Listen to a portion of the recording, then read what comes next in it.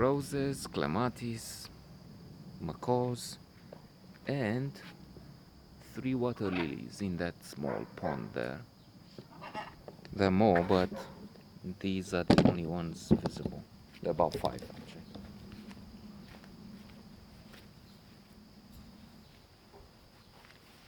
I mean, three visible flowers, more hidden by the leaves. And this is a note on the diary of a teenage girl. A film which is not a blockbuster. It's not even mainstream, I would say. It it it presents some challenges. It is thought provoking. I would say it has a delicate subject, Chai, in that it deals with teenage sexuality, relationships which are not um, appropriate, but they do happen.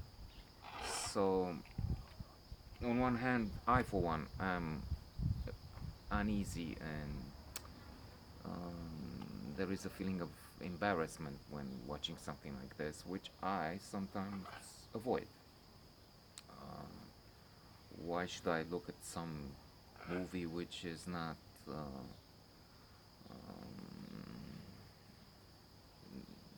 it's making me uncomfortable, it's getting me out of the comfort zone, and so on. Well, that's exactly the answer within the question.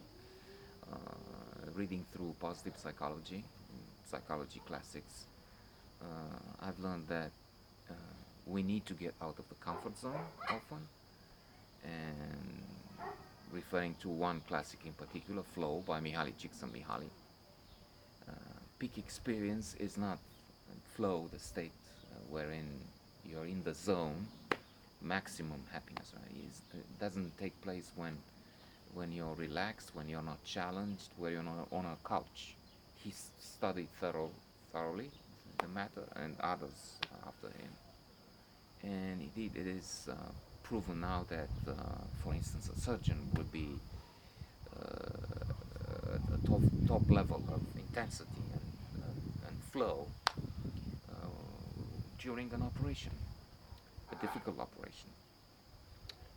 Not a toenail, nothing wrong with. I mean, that's a problem too. But if it's a challenge with the brain surgery and issue, it's more challenging and not routine, and that brings flow.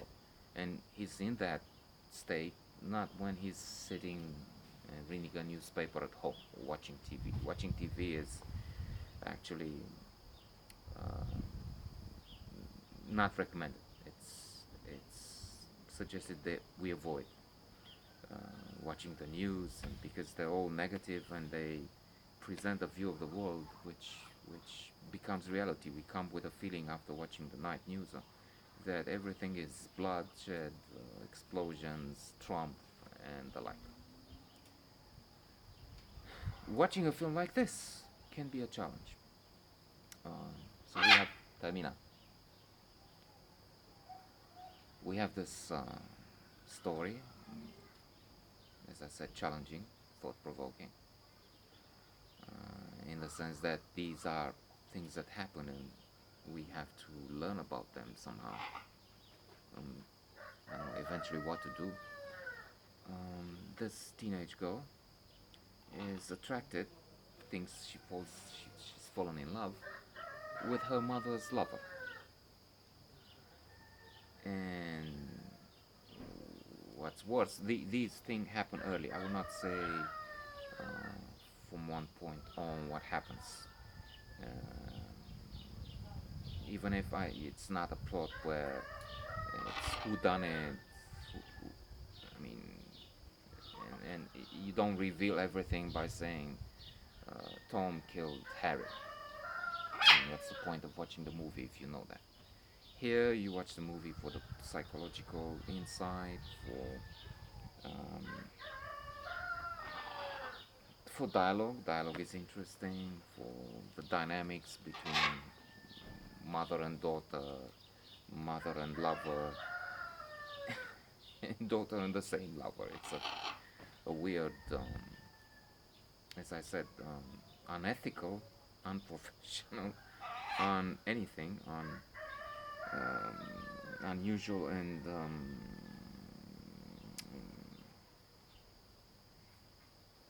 uncomfortable menage a triangle. Of course, the mother doesn't know for a long time, at least about this. The man doesn't know the girl is a virgin, but she is, and there are some, I don't know, if not sick moments, at least again embarrassing, outre, weird, outrageous moments. She makes an X that's stuck in my mind of blood on his leg or something on his body, and he says, "I didn't know you were a virgin." And there are some strange erotic moments.